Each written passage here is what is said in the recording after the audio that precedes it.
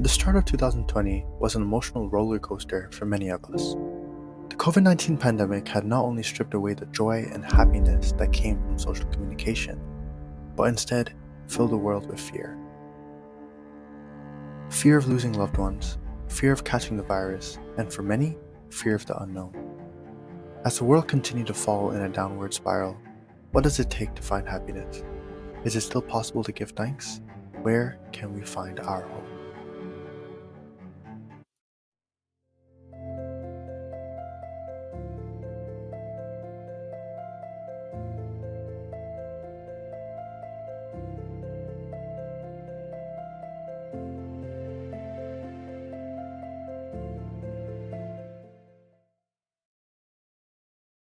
Hi, my name is Edward. I am the tech director at God's Dwelling Place Christian Ministries.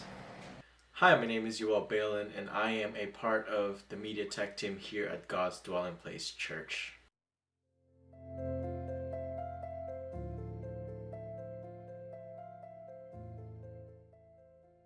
Yes, related to the volunteer work that we did here, it was quite anxious because we weren't technically ready for going from in-person gatherings to live stream events or broadcasting events. So it took a lot of thinking, a lot of planning. So the anxieties were up in the air. Yeah. To be honest, yes, I was anxious at the beginning, but towards the end, or there's no end yet, I've learned how to cope with it and I've learned to come to terms with the pandemic. Just trying my best to keep myself safe and my family and my friends. In terms of other emotions that I've felt throughout this whole experience, it's been a roller coaster. Some days I feel anxious about it. Some days I don't care about it, or more calm about it because I know that I'm protected and I'm trying my best to stay safe by limiting the amount of times I go out in public and to meet up with friends for social or for meetings. And yeah, it's been a roller coaster. At the time of the pandemic, at the time of the start of the pandemic, we were actually not even thinking about what we were going to do technology wise, in terms of the broadcasting. So we were kind of far from it. We wanted to start to expand our numbers and the people that are listening to the gospel and just worshiping with us through social media, through YouTube, Facebook, by going on live stream. And when the pandemic started, we had no choice but to do it because everything closed down. So I think that was the right timing, and here we are today.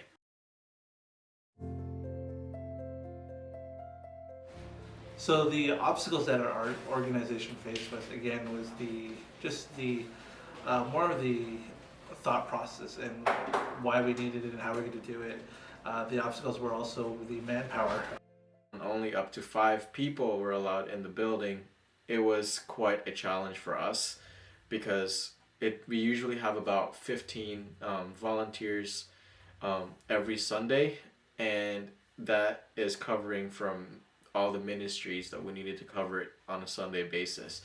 Now, cutting down from 15 to 5 people, we had to wear multiple hats, each person, right? So that was quite a challenge. It was tough to set up the live stream and mixing the sounds and basically getting everyone on board with social media and having everyone adapting to live stream and speaking in front of the camera. There was a lot of planning and a lot of thinking of who's going to do what and how it's going to look like. So those were the obstacles that we faced.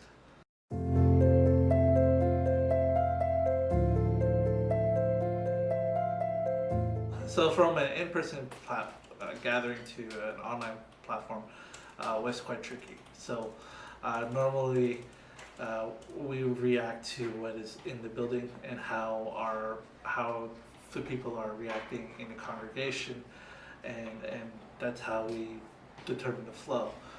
Here, where in a broadcast or live stream, it's so much harder. You're thinking of you're kind of trying to feel what the atmosphere is like and how people are reacting to a certain message or to a certain song. We were so used to having everyone in the building during worship service. We have everyone singing, and you can hear everyone's voice ringing around the four walls of the church. You know, you have that social fellowship after church and during church. But when we switched to an online platform on Facebook and YouTube, the church was empty, and we're only speaking and singing and communicating through the camera. So that was weird because it's like you're talking or singing with a robot, and you know we didn't know how to feel at first, but as we learned more about going on live stream, going digital, started to do live stream, we kind of started to get used to it, started to adapt to um, having everyone on the other side of the camera or whatever tool we were using at that time. We started on a phone, and now we're using cameras, which is amazing, I think. I think what left a really big impact on me was being able to socialize less or more. Before the start of the pandemic, I was always out. I was on an adventure. I was always hiking. I was always with friends. I was always with Edward and the rest of our team here at God's Dwelling Place Church. And when the pandemic happened, a lot of that had to be put into the minimum, as minimal as we can, just to protect each other. And being an extrovert like myself, you really want and you really need and crave sometimes for that, physical interaction with people. It felt quite lonely. It also felt um, we weren't sure what was happening um, with the people that we were broadcasting to, so our congregation. So it was quite hard to get a feel of what it was like. So that's how hard it was.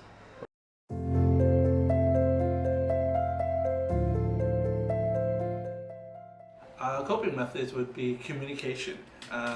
Communication with people who were in our congregation, as well as volunteers who were unable to be with us at the time. So a lot of communication with the team, as well as our leadership here on top. So that helped out the most. Obviously, as a Christian, faith was one of them.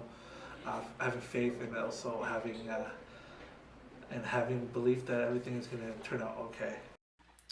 I know that I have God too. That's a part of my faith that He's protecting me at all times. And when I got COVID, I had to put my faith on the ground and just keep up with it and just pray. There were two main things that I held on to when I was quarantined or when I had to self-isolate, and even now during this whole pandemic season, and that is music and going for walks. I like nature, so being surrounded by nature brings peace in my mind and in my heart. So whenever I need to go for a walk, I would put on my shoes and I would go for a walk. And when you're isolating, you just have to be by yourself really and be far from other people. And when you're walking on trails, that's usually the case, because no one wants to stay close to each other at this point.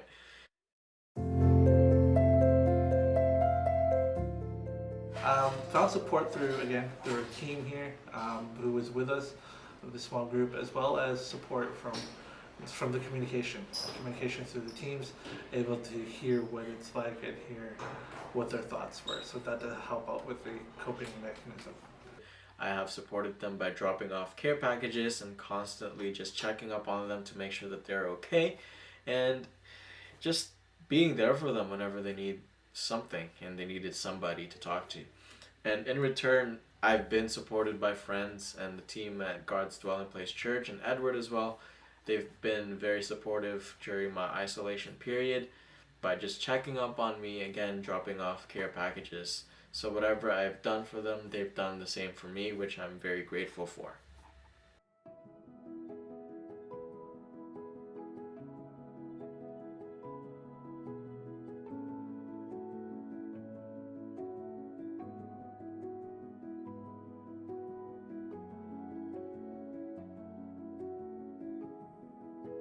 I think I would tell myself two things. One is to stay strong because a lot of things are going to change and a lot of things are going to get harder. So you have to stay strong so that you can get through it all. And the second one that I would tell him is to learn how to adapt fast and well. You need to learn how to adapt well to the new environment that we're going to be in a few years, and learn how to adapt fast because things are going to be changing really quick. So you need to be able to do those things. You can do it. That's what I could say to myself. You and everybody else.